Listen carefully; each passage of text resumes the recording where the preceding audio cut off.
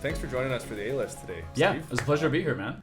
Thank you. Steve Parr I've known for over 5 years. He's done a lot of great work for a lot of clients here at SAS and even for our own firm, particularly around estate planning and about preparing documents in advance of problems occurring so that if something goes wrong, whether it's death, disability, or a problem, my clients don't have to be worried. And I've really appreciated the work he's done for our firm, my family, and our clients. Thanks for being here, Steve. Hey, it's a pleasure. Thank you very much for having me. So we're going to start with some of your background, and then we'll tie it into more of the leadership. Both you and I operate independent practices, and so we've kind of had a similar journey in that regard. But before law school, you were planting trees. You were planting trees for 6 months.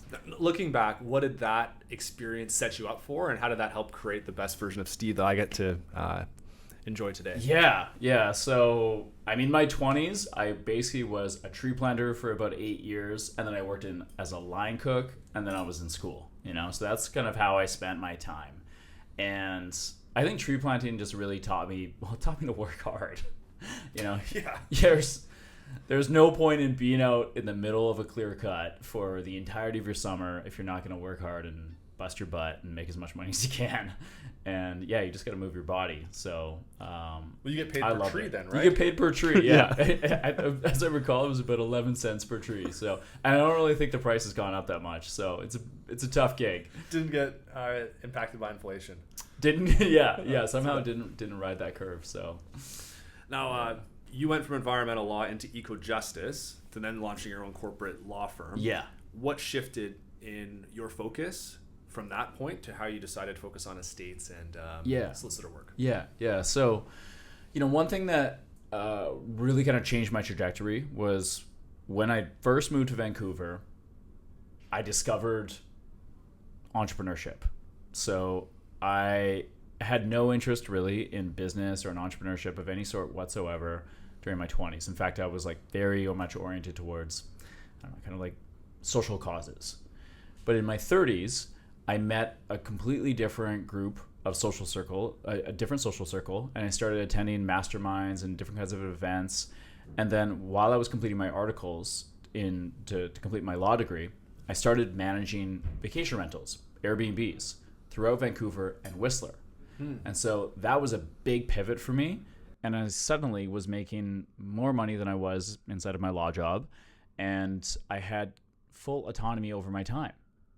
So in other words, I just discovered what it was like to be a business owner. And so I left law actually. And then I went down that path of just running my vacation rental management company. I found a business partner. We got employees. We spun it up. We grew. And we started managing close to 30 vacation rentals and at our peak. And we ran that for about 2.5 years. So we did that between basically 2015 and 2017. And I was absolutely hooked. So after that point, I went back to law and I said, okay, all right, I should probably do something with this law degree. So I started out my practice at that point, and that was 2017. I love that. I didn't know that about you, Steve. I helped my brother start a charter fishing company in Tofino, and so I was managing some of his bookings while I was finishing up my business degree. Yeah. So I already knew I was going to do something entrepreneurial. I just didn't know what.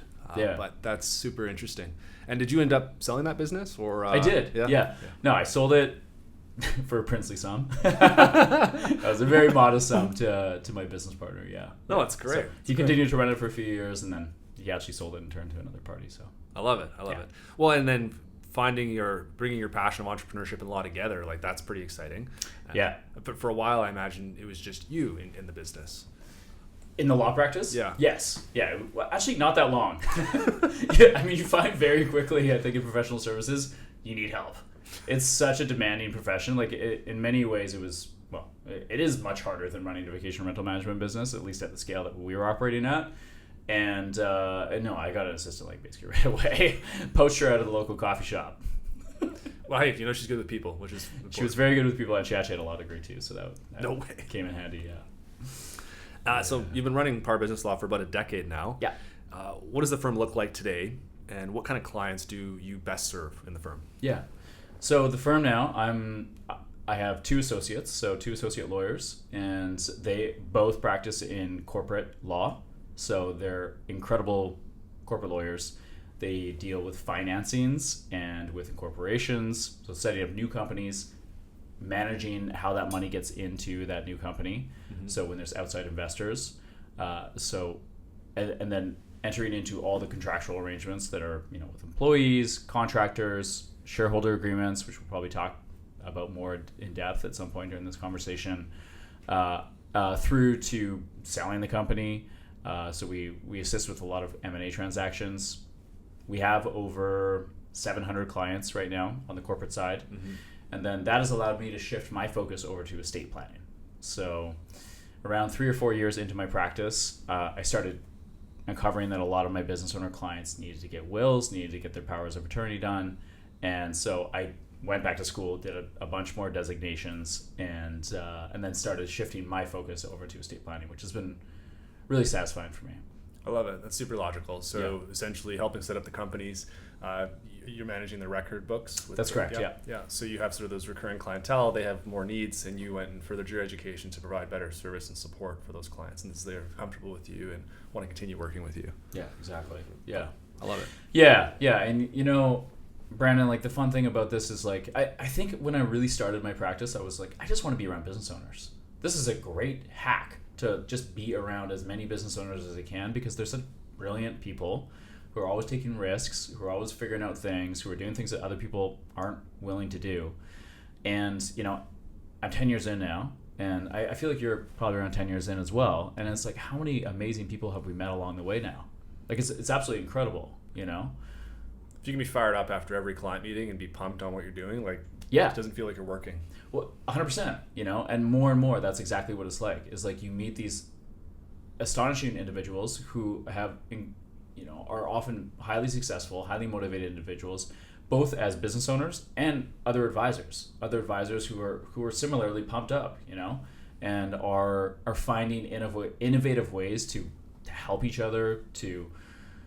Anyways, I'm kind of rambling here, but like there's like a lot of excitement, I think, inside of this industry, which is surprising to me, because I think at the start of my journey, Brandon, I didn't know that it would be this interesting, and that's why I took that 2-year detour right into Airbnb and vacation rentals, because I was concerned that law was just going to be all stuffy and dry, but it doesn't have to be. I was scared of this financial services industry too. Like I heard about this industry through an organization called Freedom 55, which allowed advisors to build their own practice from scratch. And that was what actually attracted me, was, okay, so I don't really have a boss other than my clients. I get to serve my clients.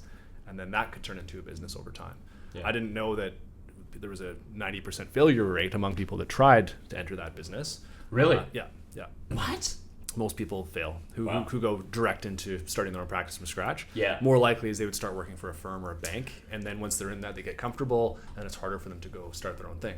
Right. So, well, this is why we get along. Yes, 100%. Because we have the same path. I didn't start inside of a big firm. It is very unusual for a young lawyer to start out on his own. So, and you've been crushing it. Now let's talk a bit about culture and people you've brought in. So how did you, I guess, make your decisions as to who you bring into the firm, and then how do you retain those people over time as your firm evolves? Yeah.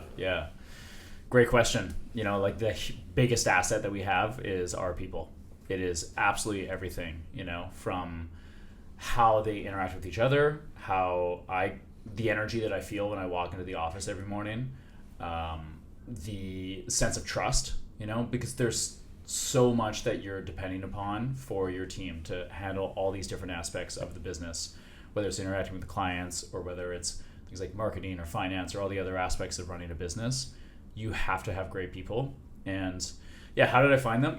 Some of it is just dumb luck, honestly. Like I've had, one of my associate lawyers has been around for 5 years, Ty Durgasoff. He's incredible. He's just like one of the most diligent individuals that I've ever come across. Is just like remarkably consistent. And and then I have like an extraordinary paralegal, Shelley Law. Her last name actually is Law. It's like she is the law. She is the law. Yeah. But she's absolutely extraordinary. And anyways, I could name everybody on my team, but they allow me to. They've allowed me to expand, because you have that solid foundation, right? Of like, that these people got your back, and consequently have your clients back as well. Yeah, I mean, I could talk a lot about this. I think ethics are absolutely paramount. Obviously in any business, ethics is what is going to allow you to stay around forever. Yeah. A, like, not go to jail, but B, you got to protect your reputation more than anything else, right? Like, all it takes is one bad experience, or and it could all go away 100%, like, very rapidly. And so the people that you work with, that you got to make sure that they are ethically oriented first and foremost. And then kindness.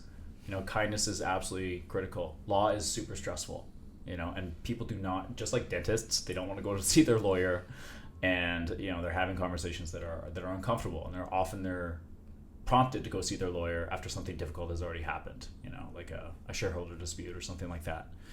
So you got to have people who are high in empathy, and also have the technical skill to be able to solve the problems that we're being presented with. So you've attracted great people, and they've got your back. How do you show that you've got their back and keep them around? Listen. Yeah. I mean, listen first and foremost. Actually pay attention. Like, we're business owners. We've got a billion things on our head at any given moment, and it's the easiest thing to just put up blinders and not pay attention to other people inside of your business, because you're so focused trying to serve your clients, or you're so focused hunting the next deal, or developing a referral relationship, or whatever your priority of the day is. And yeah, I am far from perfect at this. If my team is listening to this right now, I'm sure they're just laughing, because I know that I fail this regularly. But actually just paying attention and asking how people are doing, and caring about what they have to say, and actually just remaining engaged with them is really important. Paying people well, of course. It's important. Yeah, we're not here. It's not a charity. Yeah, it's not a charity. Yeah, so of course you got to pay people well. I think respecting things around respecting boundaries. Like, people have lives outside of work, and just because it's a law firm doesn't mean you get to say, hey, you got to stay till 8 p.m. every night, or whatever it is. But they did on Suits. They did it on Suits. Yeah, exactly. So respect for that, and I also think, like, respect for their professional perspective, and this goes, I think, more to working with other lawyers, because you have to recognize that they're not just there to do whatever you tell them to do. And if they are, you have a much bigger problem. You do not, as a law firm owner, you do not want somebody who is afraid to bring their opinion, because they actually have a professional duty to bring their opinion about what is in the best interest of the client. Their job is not to do what's in the best interest of the firm, is to protect the client at all costs, and to adhere to the ethical codes that we're all bound by. So you want to create an environment where it's safe to do that, where somebody can come to you and say, hey, Steve, like, no, we actually got to do it this way. And I feel very grateful that I feel like I have developed that kind of environment, because people don't hold back. Yeah, you want to have that. Trust was the first thing you said, Steve, Yeah. and I think that comes back to trust with your team, creates trust with the client, and then ideally trust with the law society as well, right? Yeah. Because if you do have a lawyer on your team that has signed off on something, you should have reviewed it, and then you both could be on the hook, right? It's the same with us. So we have regulatory bodies on the investment and insurance side, CFP board. If we make an improper recommendation, we could be sued. So for that reason, we need to always ensure the team's comfortable sharing their perspective, because they could be right and we're wrong. Absolutely, yeah. So there's a ton of law firms. There's a lot of financial advisory firms. What would you say that clients get with working with a boutique firm versus a large firm? Yeah, I mean, there's great large firms out there, and there's great small firms out there. I think in general, though, what you're going to get working with a smaller firm is that you're going to get more contact. You're going to have more continuity of care. If a smaller firm is generally going to be able to provide that kind of personalized service that people want, and I think there can be a tendency to get lost in the shuffle at the larger firms. The larger firms are also, of course, are more accustomed to working with clients with very, very deep pockets, which typically can mean institutional clients or companies, very, very large private companies and public companies. So if you don't fall into that category, then it can be difficult to get the kind of attention that you deserve at a larger firm. So smaller firms are also tend to follow along very specialized areas of expertise. So they will tend to have a type of niche that is hopefully in alignment with what it is you're looking for. For sure. Yeah. You can't be good at everything, so you need to pick your specialty, as your firm has. Yeah, exactly. So yeah, I mean, the downside, of course, is that most small business owners are going to need a variety of different domains of legal expertise to support them. Mm-hmm. So the larger firm, generally they have lawyers in almost every domain. So you don't necessarily need to switch. But the reality is that every lawyer inside of a large law firm, they're going to have a completely different way of practicing. So just because they have the same banner doesn't necessarily mean you're going to have the same type of quality of experience. So how small firm practitioners approach this problem is that we develop trusted relationships with other small firm practitioners who all have their own lane, all have their area of expertise. And, that's exactly what we do is like we tend to circle our clients up with everybody that we believe that they need to be in contact with. Mm-hmm. Yeah, no, the circle of trust. Yeah. I love it. Yeah. Yeah, we operate similarly on our side, right? Like we don't touch law, we don't touch accounting. And so depending on what a client needs, leveraging a trusted referral partner like Steve or Ty helps ensure that clients are best served by people that we've already vetted, and then they're not needing to go to Google or roll the dice with some random. And ideally, they've met you at one of our events in the past, which makes it even smoother. Exactly. Yeah. And everybody approaches it so differently. That's one of the frustrating things I think about both of our industries is that everybody's approach to how they interact with clients is so vastly different. So yeah, you want people that are the same kind of energetic fit. So you just know intuitively that, yeah, they're going to get along with Ty or with Mark or with Brandon or with Steve. So yeah. There's sort of the professional competence bar that I think is expected among any professional you work with, but then there's the client experience bar of like, am I going to enjoy my interactions with this firm and with these people? Yeah, and are they going to get back to me in a timely fashion? That's one of the biggest issues that happens. I mean, it's so basic, but yeah, you wouldn't believe how often clients have come to me and said, why have you left your old lawyer? And they said, well, they just didn't, they took weeks to get back to me. It's just not acceptable. So for sure. No, we operate similar. Same day response for sure. If we can't get them the answer, then we'll tell them it's going to take us some time. But like you're going to hear from me, at least know where you're at with stuff, right? Exactly. Yeah. How important are those professional relationships that you've built over time, and how has that helped you grow your business and better support your team? Yeah, I mean, they're absolutely critical for a couple of reasons. One, because you can't possibly know everything, so you need to involve other professionals who have their own domains of expertise. So it's absolutely essential for my own education, and I think it's really a professional obligation of every practitioner to have a strong network of relationships that they can lean on, that they can bounce ideas off of, and of course, to meet new clients. It's a referral based business primarily. We have a good online presence, but I think still more than 60% of our clients come from referral sources. So you've got to continually develop those relationships. And, I think for anybody who's considering, starting up their own practice, that's something that you should be investing in from day one.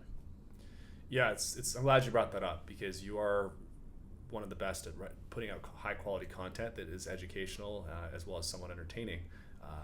And I think that's actually an advantage of some of the boutique firms versus the larger firms, whether you're looking at legal, accounting, or financial advice. Yeah, thank you. But what a interesting point you brought up, 60% still coming from referral. It seems to be that it doesn't matter if you have great content, they still want to come from someone they know and trust in their network. Absolutely. I think the content is really just out there to provide a little bit of additional brand collateral, so that people have some more touch points before they actually hop on a first call. Mm-hmm. But ideally, it's often other advisors who are looking at that content, not really the clients themselves. Sometimes the clients do, but the advisors, then that might cue them to make an introduction. So, well, I appreciate you replying to my comments anyway. You're my number one fan. Thank you, Brandon. Now, Steve, you've been part of a group called the ARCA Brotherhood for many years. Yeah. And I've known you as being a leader in terms of bringing men together to talk about challenges and opportunities to grow. How has that involvement helped shape you as a leader within your organization and help you build your company? Yeah. Running a business is stressful. Being a lawyer is stressful.